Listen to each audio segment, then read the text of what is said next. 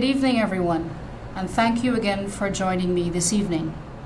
Allow me, please, to welcome all of you who are joining me on television. Welcome to those of you who are listening on Freedom Radio, and also welcome to those who are watching on Facebook. And if you are on Facebook, please help me to share this program this evening. We have, as usual, a very packed program. There has been lots of events over the past week, some of which we will discuss this evening, and a lot of exciting things to discuss and some unpleasant ones to discuss as well. And as you know, as long as we have to discuss the APNU or the opposition, then it's going to be an unpleasant topic. But I would like to start off this evening by speaking first of all about the recently held Nominations Day, which was 2 days ago on Monday. Nominations Day for the upcoming local government elections on June the 12th. So I want everyone to please be aware of that date, that local government elections is fast approaching. We have less than 2 months to get there, and so it's going to be a very short campaign, and we are hoping to have a very exciting and energetic campaign over the next 2 months or so as we approach the election day itself on June the 12th. And as usual, we look forward to the overwhelming support of our Guyanese brothers and sisters. We look forward to our usual support in our strongholds and from our supporters. But this year, I believe that we will see a change in that trend. Of course, we cannot predict the outcome of the elections, but we in the People's Progressive Party Civic, we always plan well. We always work hard to earn the support of the people. We do not believe in an ideology where we sit back and we assume that people will vote for us or support us based on our race or religion or their history of voting for the party. But we are convinced, and our ideology is that we have to go out there and we have to earn support. That we have to speak to people, we have to convince them based on our track record that they can trust us and that we are the best party for them to support if they wish to see their communities develop and the country develop as a whole. So that is our guiding principle and our guiding philosophy as a national party. Now, on Monday, as I said, we submitted our list of candidates, and our list, the People's Progressive Party Civic lists, has as its the head of the list and the deputy leader of the list are both Afro-Guyanese strong men who can back our list and who can ensure that the People's Progressive Party Civic, along with the support of our president, our general secretary, and all of cabinet and the entire support base and the membership of the People's Progressive Party Civic, we can all work towards ensuring that we have victory come June the 12th. We are extremely proud of the list of candidates that we have submitted, and all of the candidates across the country, Georgetown included, have our confidence in ensuring that they can win their local authority areas. I am extremely proud to report that the People's Progressive Party Civic once again will be contesting in all 80 LAAs, the local authority areas. So our candidates and our party will be represented in all of the local authority areas. And that is an achievement that we are very proud of. And we are not only doing this in government, but we did this as well in 2018, contested all the local authority areas, even in opposition. We contested in all of the areas. The APNU, AFC opposition, well, the AFC has abstained from the elections because I believe that they predicted exactly what took place on Monday, and so they did not want to be associated with the mediocre performance that we saw from the APNU on Monday. We're coming to that in a minute.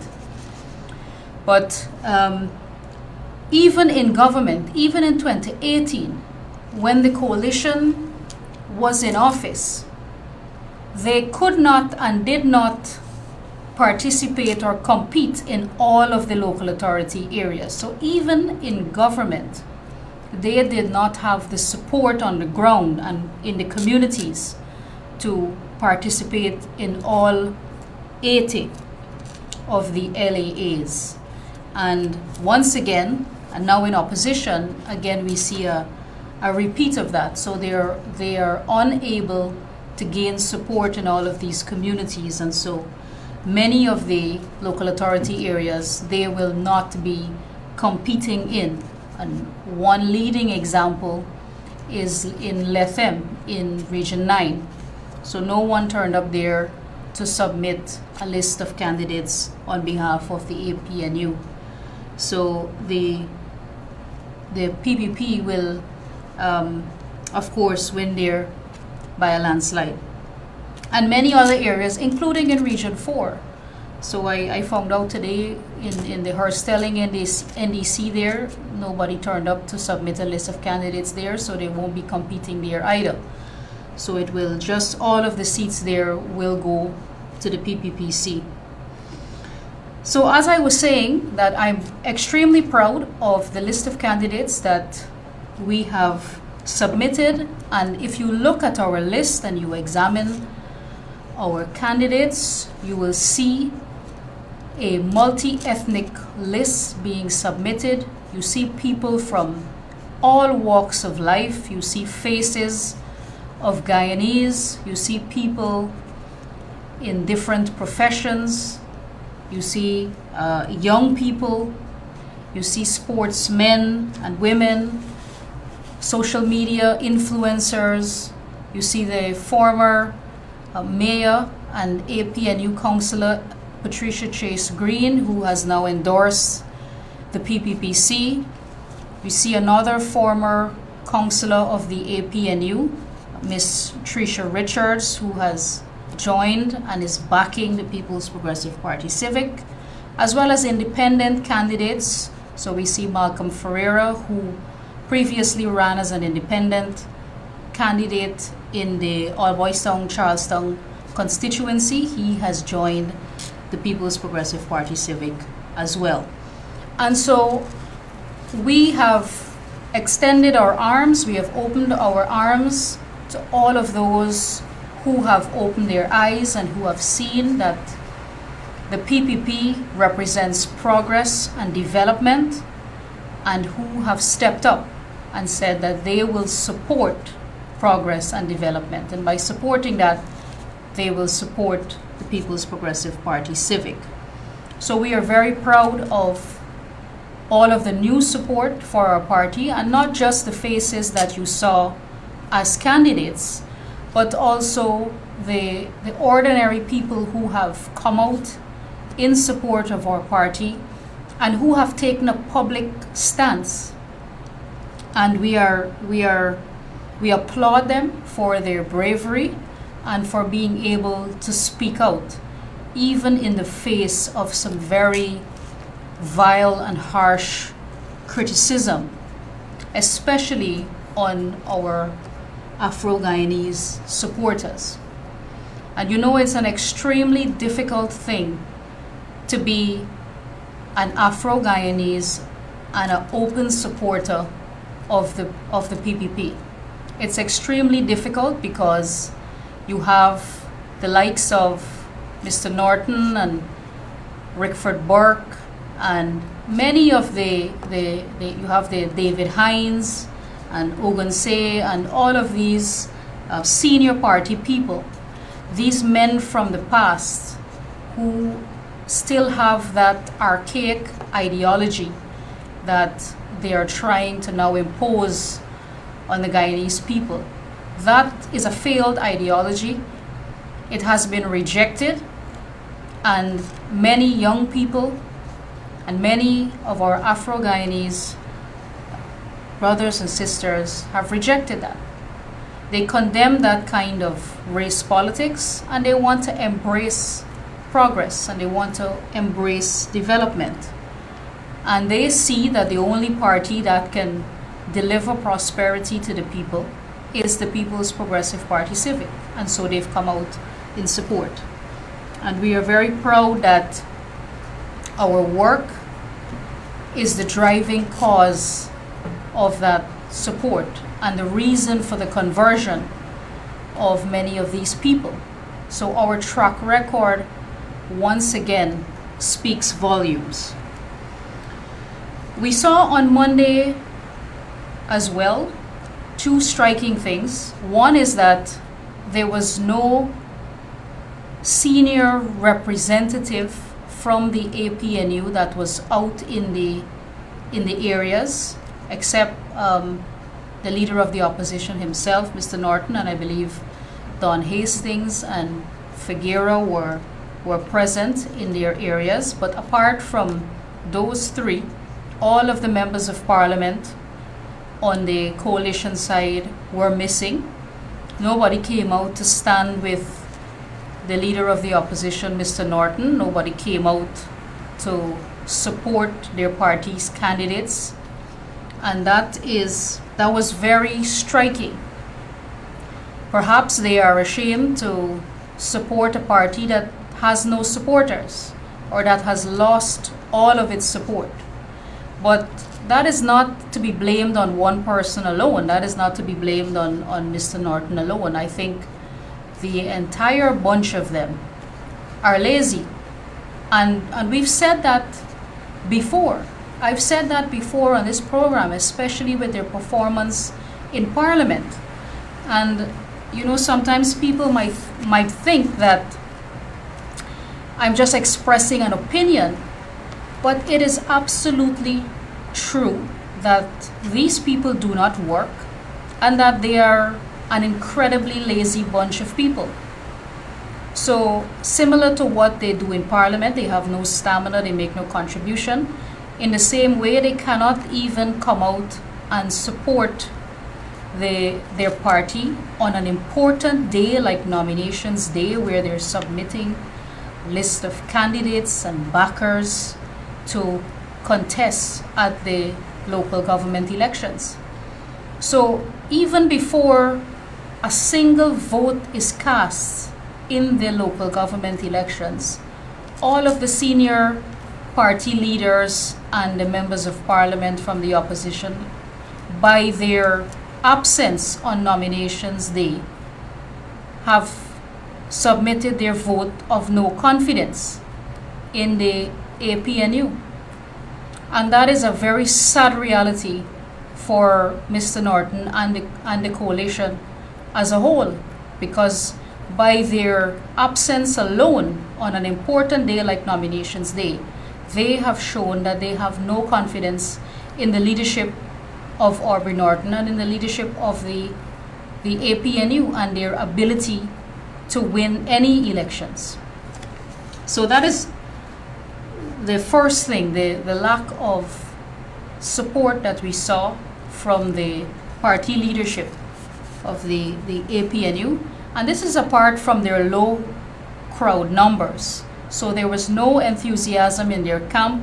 A lot of their people did not come out to support them. Nobody wanted to be seen in a green T-shirt. It was almost a walk of shame that they had to do when they walked into Critchlow Labour College in Georgetown to submit their list of candidates, and around the country as well.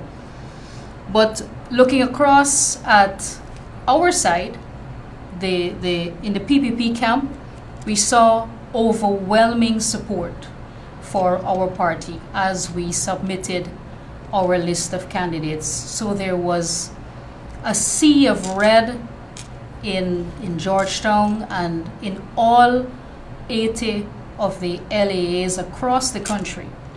We saw our supporters come out in support our traditional strongholds as well as new support. And new supporters have come out, have put on their red T-shirts, and have taken a public stance to back the PPP as we compete in the local government elections.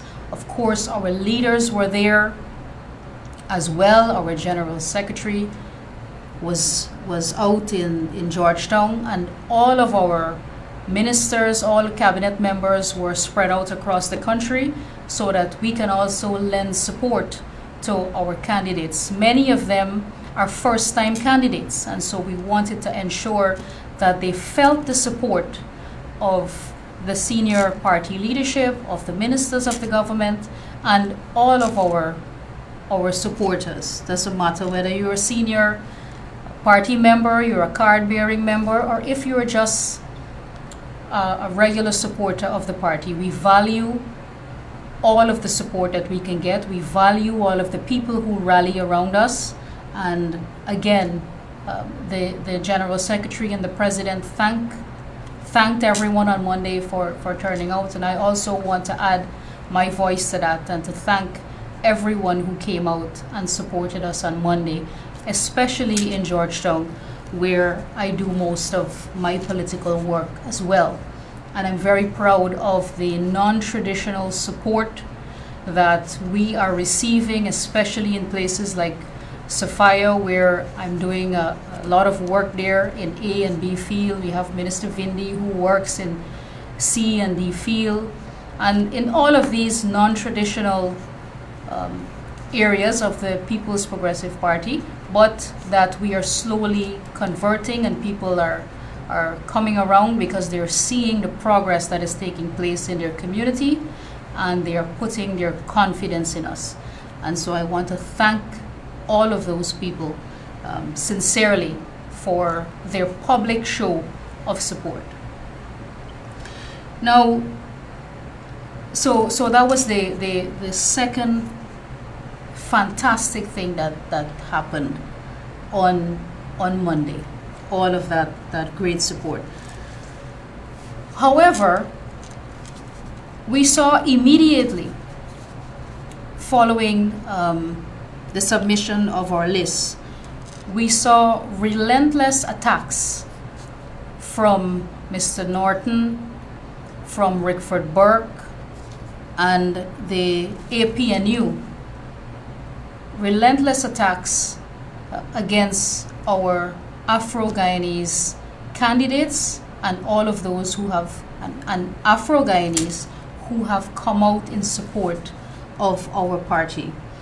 We saw the most derogatory and racist attacks against our Afro-Guyanese supporters. And I want to first and foremost condemn those racist and vile attacks against our people, especially our Afro-Guyanese supporters. They were called all kinds of names by Norton and Burke, inclusive of soup drinkers, traitors, house slaves, etc. So a long list of derogatory and racist attacks. It was pure filth from Norton and Burke especially. I believe that the amount of support that we had in Georgetown especially was very rattling to Burke and Mr. Norton, because they did not expect to see that amount of support for the PPP in Georgetown. I know that a lot of people are accustomed to, this country is accustomed to seeing tremendous support for the PPP when we have political rallies or events or a campaign launch. We are accustomed to seeing a sea of red.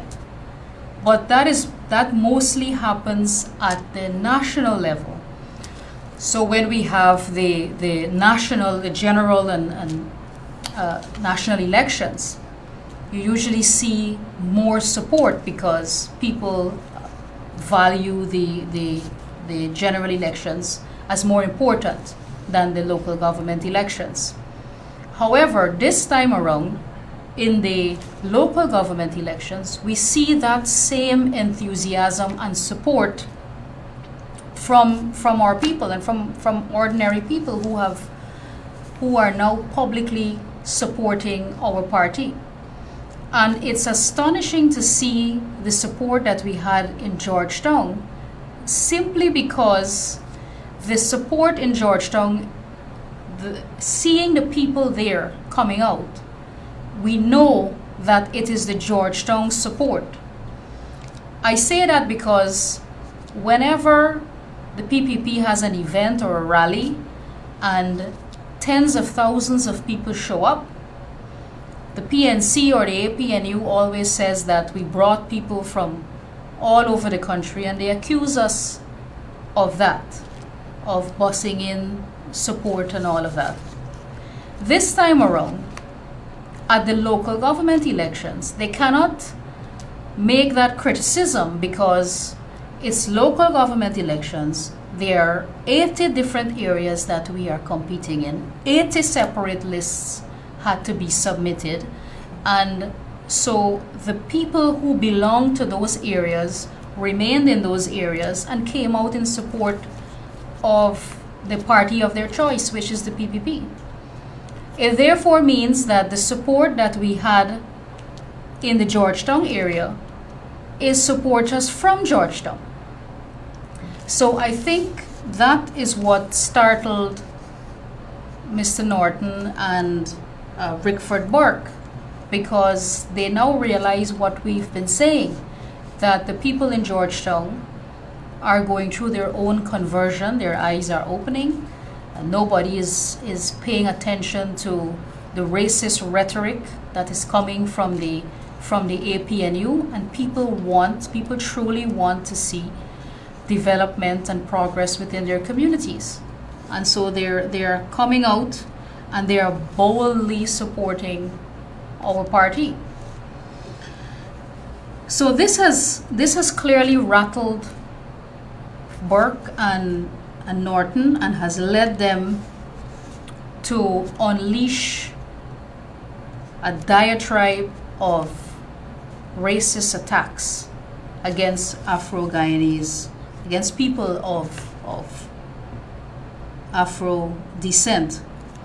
And of course, they also accused our party of a buyout of Afro-Guyanese support. But really what this is a pathetic excuse for their inability to gain support even in their stronghold. And for decades, they have boasted that Georgetown or Region 4 is their stronghold. But we are beginning to see the change. And so people are coming out more and more in support of the PPP, and they are embracing progress. They are embracing the transformation that is taking place, and they are embracing a party that is not racist, like the one that they came from, the PNC or the APNU, whichever name you want to ascribe to them. So this lack of support, even in PNC strongholds, along with the lack of public support from their members of parliament and their senior party leaders, is a show of no confidence in the leadership of the APNU and of the combined coalition. So Burke especially released a series of vile attacks on his Facebook page that was very rapid and shows that he is unhinged, and the attacks on Afro-Guyanese have been ramped up. What I would like to know is, how has Norton and Burke and the APNU come to the conclusion that they are permitted to make racist remarks against Afro-Guyanese with impunity? How is it that these people of African descent, the likes of Burke and Norton, feel that they are somehow allowed or permitted to attack fellow Afro-Guyanese, and it is not somehow a racist attack? It is a racist attack. It is racism, and they are racist. And so I don't know how they feel comfortable, or how they feel like they somehow are allowed to be racist against Afro-Guyanese. And so all people of African descent have to stand up to this, because I do not believe that Norton or Burke or the APNU speaks for Afro-Guyanese. And it is for Afro-Guyanese and all Guyanese to condemn this and to condemn the practice of the APNU giving themselves permission to attack Afro-Guyanese and to make racist remarks against them. It is a practice that we have to stop. It is a practice that all of us must condemn. It is our collective responsibility to condemn this practice. So Burke said another thing too. He said that red shirts do not win elections, votes do. And I agree. I agree that votes win elections. I wish they had remembered that in March of 2020, when they lost the elections, when they had less votes than the PPP. I wish that Burke had remembered that. Remember that votes win elections, and that elections is about numbers, and that the party with the most votes wins. And that was the PPP in March of 2020. But you also have to compete in elections in order to win. So in those areas where the APNU could not get a candidate to support them, or to a candidate to go on a list for submission for their participation at local government, in those areas where there's no participation, there can be no vote for the APNU. So if you are not willing to work with people and you're not willing to put in any work at all, then there's nobody, you cannot expect any support in those areas. So you have to compete to win. The second thing I want to say about this red shirt comment is that it is harder to put on a red shirt and come out in public support of the PPP than to vote in secret for the PPP. And I want Burke to remember that. So while he is trying to say to his supporters, the very few that are remaining, so that he's speaking to his traditional support base and trying to give them some comfort by saying, oh, don't be worried about the amount of red shirts that you see on nomination day, because red shirts don't win elections. I want Burke to remember and to know that it is harder to put on a red shirt. It is harder for Afro-Guyanese to put on a red shirt and to go on the streets of Georgetown especially, or to go in front of a camera and say that we embrace development and we support the PPP. It is harder for them to do that than to go into a polling station and vote in secret for the cup. I want him to know that. And that is why he should be mortally afraid of the PPP and of the support, the new support especially, that we are gaining in these communities. So there's no comfort to be had from Burke's words. Those are a comfort to a fool. And anybody who has eyes can see that apart from the numbers that are coming out in public support of the PPP, people know to themselves, and we are making inroads and we are able to convert people, not by using fancy language or making empty promises, but people are coming to us and people want to work with us because they recognize that the president, the prime minister, the vice president, the entire cabinet, and the party has an ideology that is progressive, that is inclusive, and that will bring prosperity to the home of every single Guyanese. People are convinced of that, not because they hear us speaking about it, but because they see it. They see it taking place in their communities. And anyone, regardless of their race, religion, gender, creed, political affiliation, anyone who wants to be a part of progress or to be a part of development is welcome to come to us. And anyone who is serious about contributing to the development of their community knows that the only party they can work with to ensure that that development becomes a reality is the PPP. So people are recognizing that. As a matter of fact, one of the candidates, that is exactly what he said when he was asked by the reporters about why he's embracing the PPP now. Mr.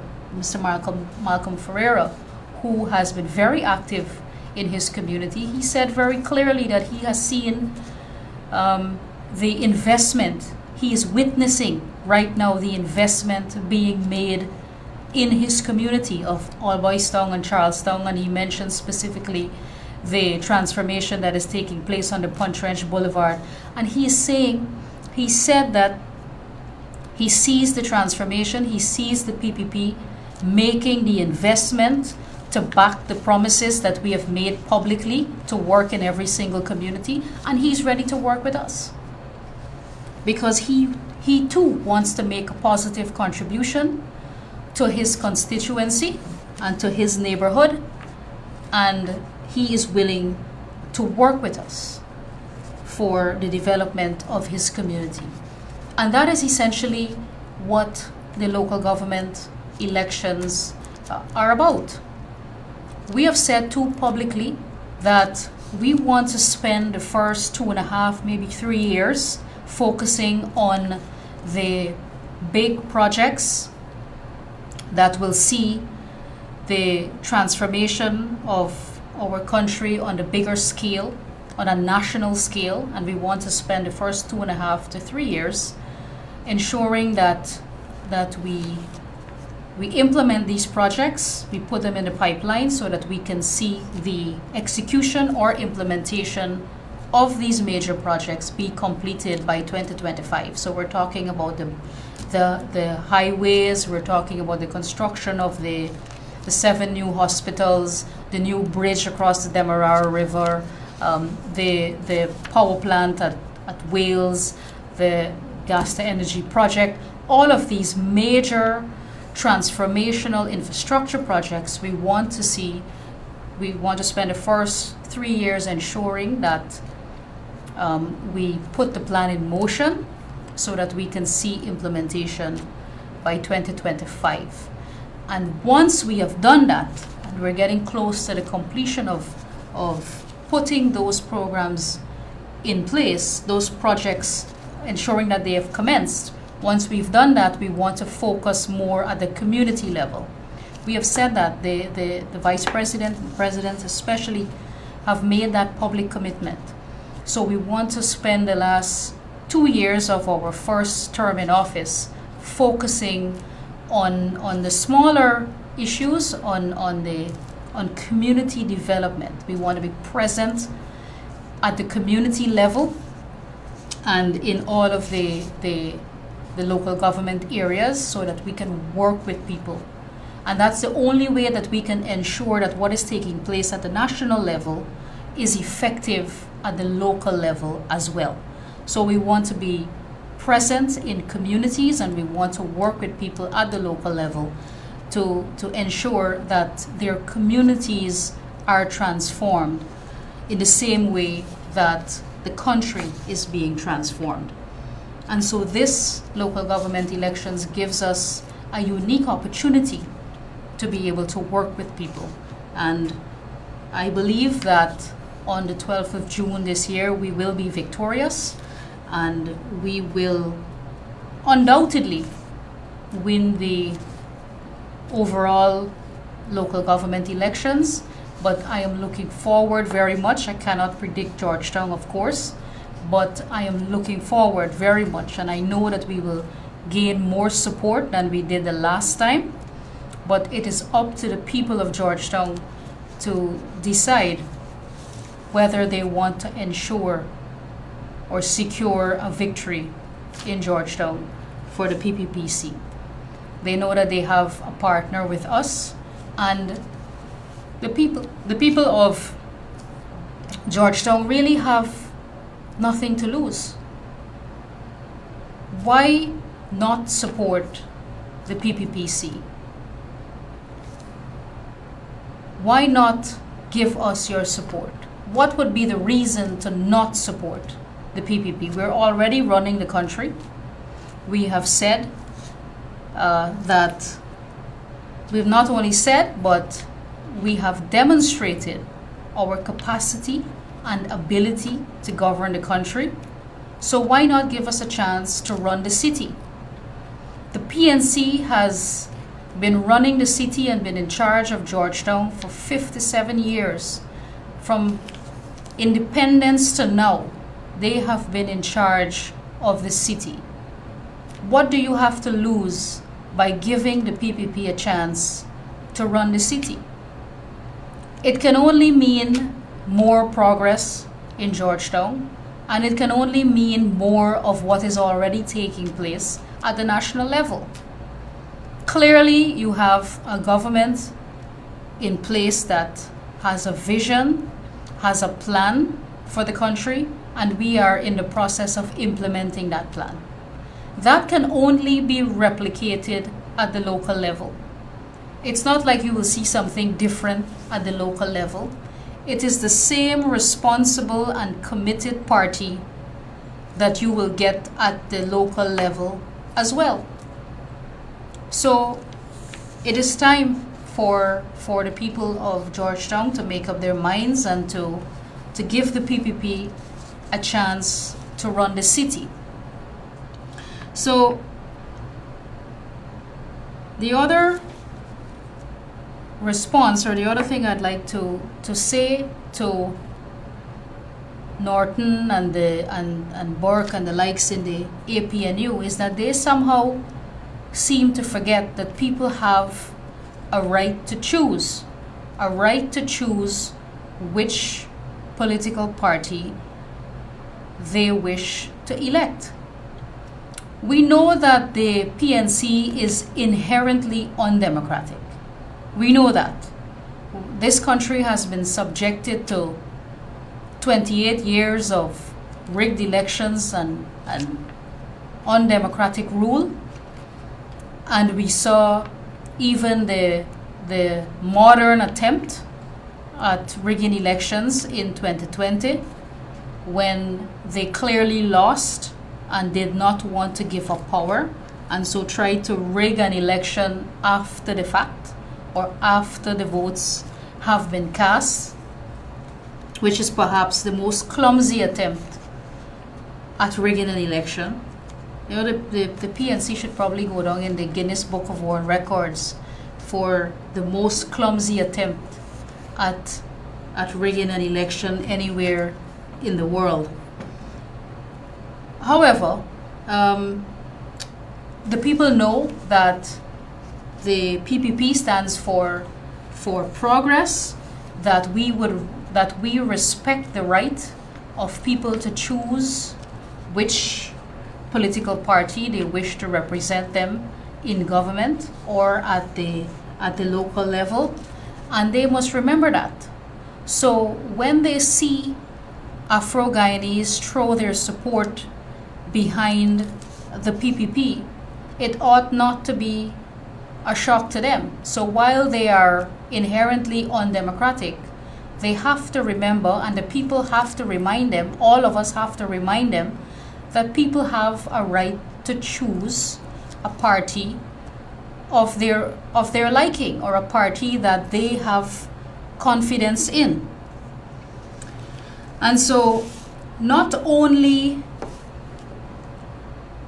do I have confidence in our ability to lead the country, but people are also rallying around, and I have confidence that our party is the only one that can unite the country, because we are the only multi-ethnic party that exists in this country.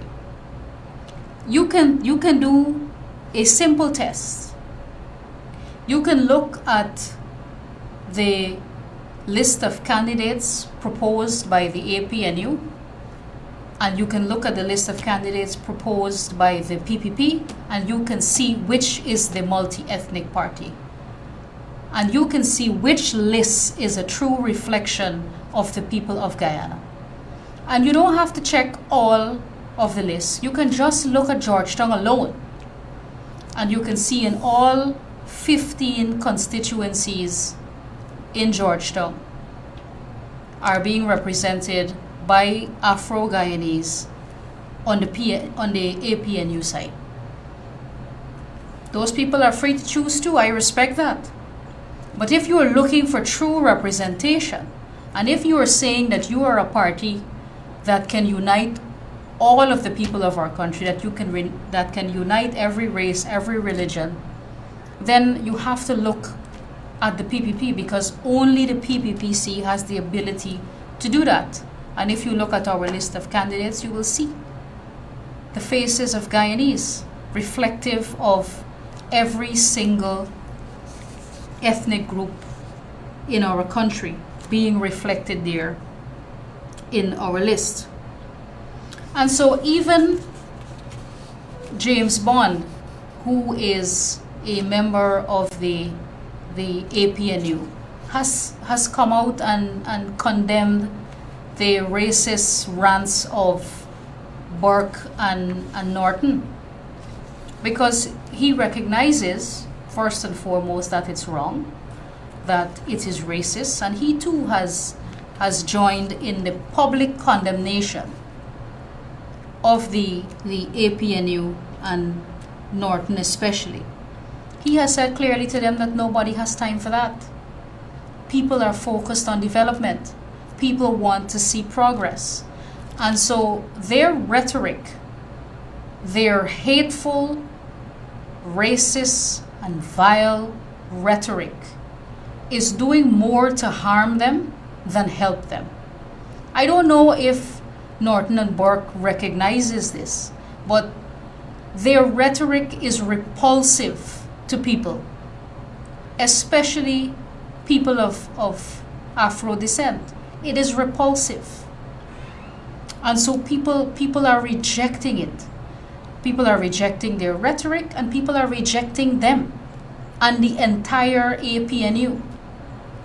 So I don't know how they have come to this conclusion that what they are doing is somehow helpful to them. It is extremely harmful to their own personal character, and it is harmful to their party as a whole.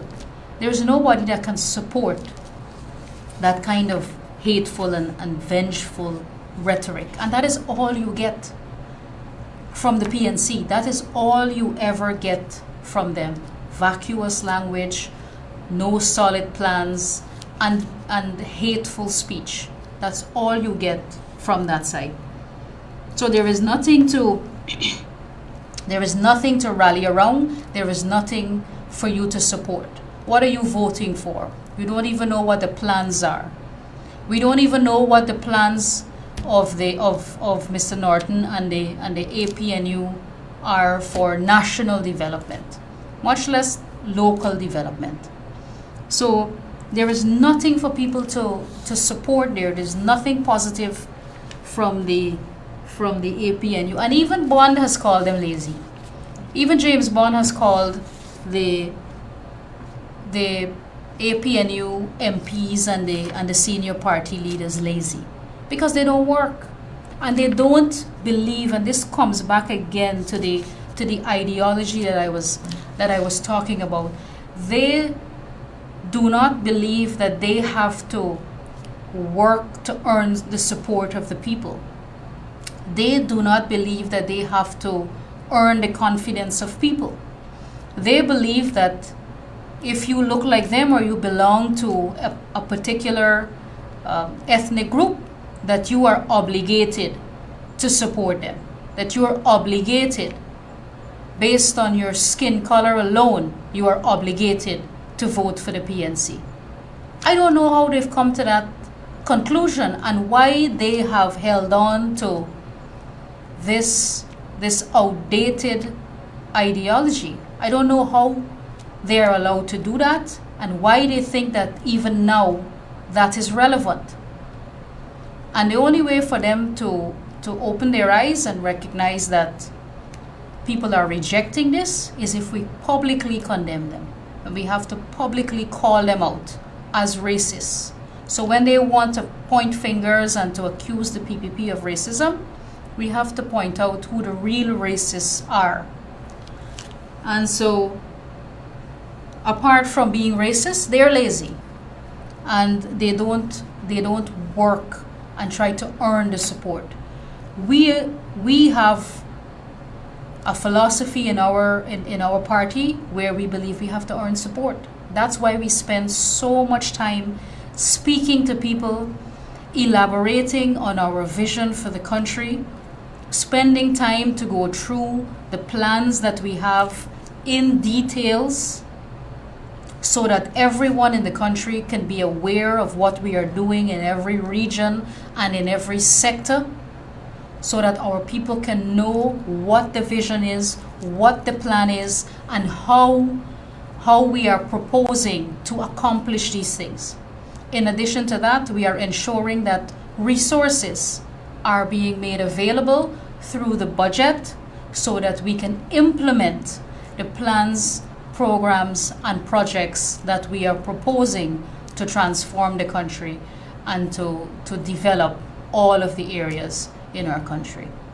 So you have to have a vision, a plan of execution. You have to put the financial resources there to execute that plan. And you have to go out and ask people to support you.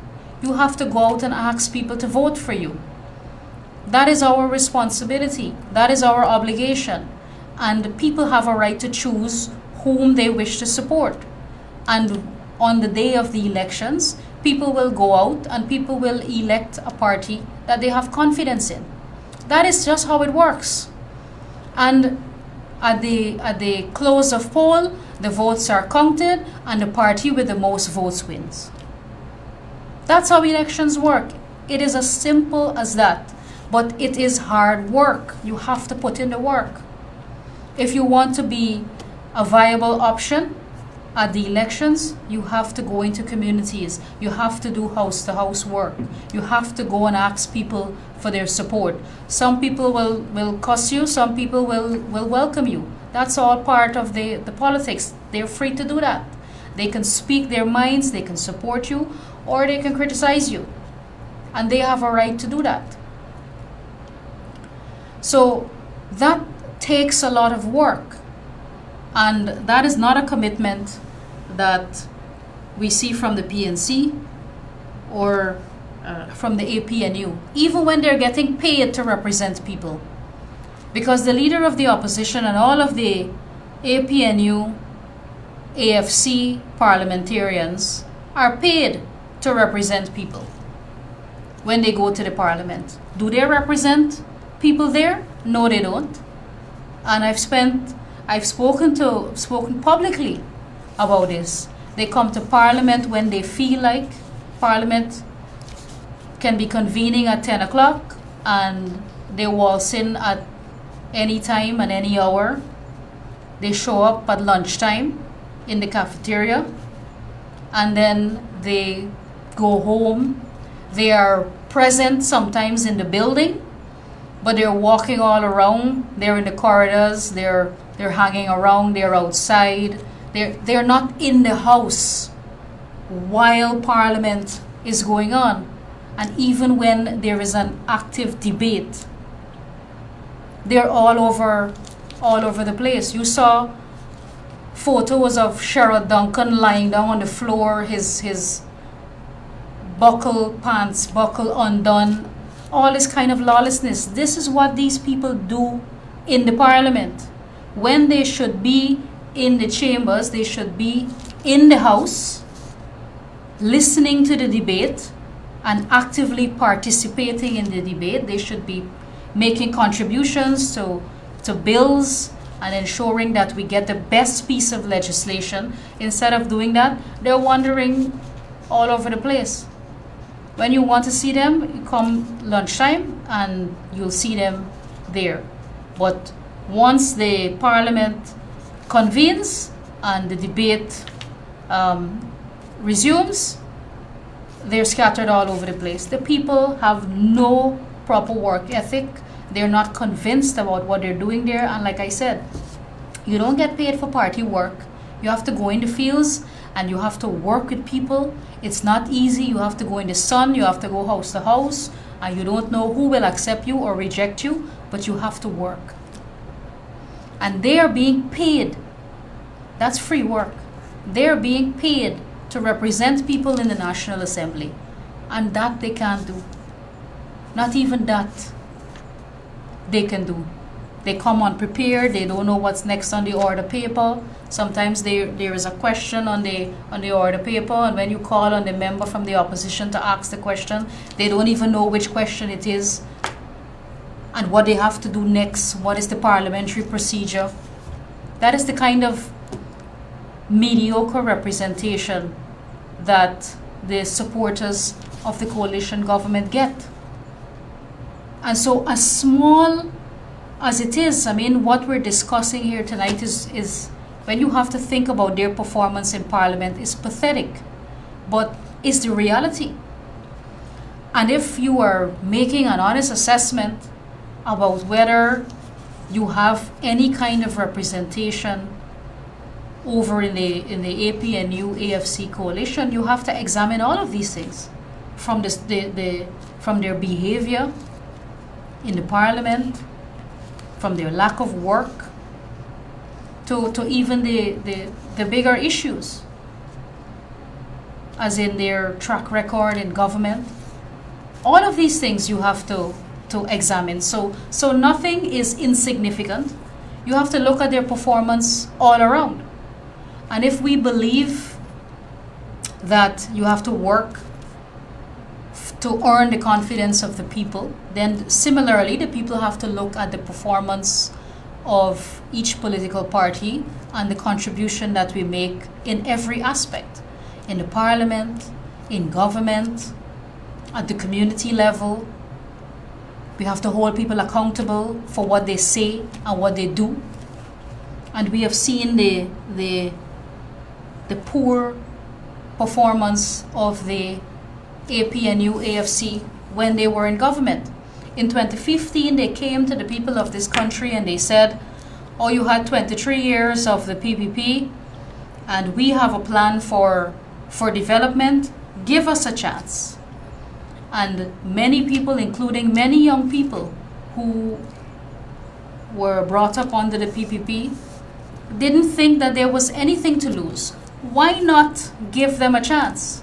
Why not give the coalition government a chance? Many people asked themselves that question in 2015.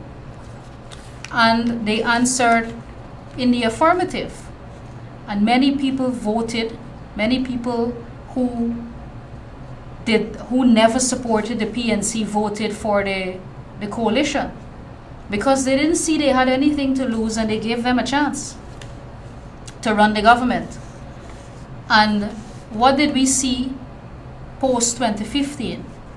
From 2015 to 2020, we saw a government, a coalition government that was the most dishonest, undemocratic, and corrupt government in the history of our country.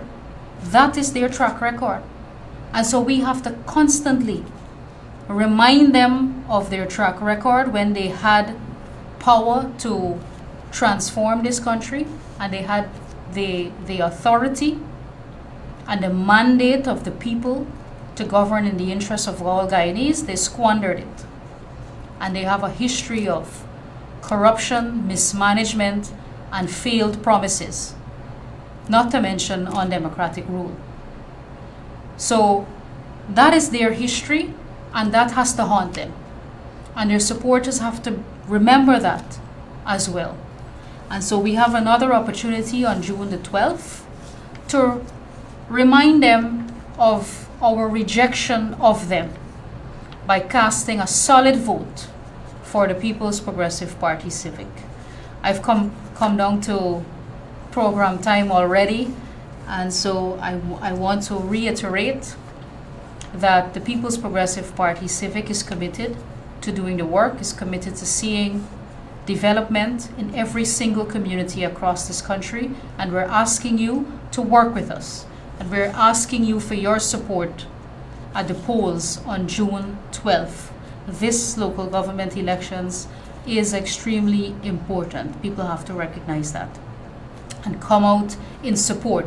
You're voting for the PPP, but you're also rejecting the APNU when you come and you cast your vote for us.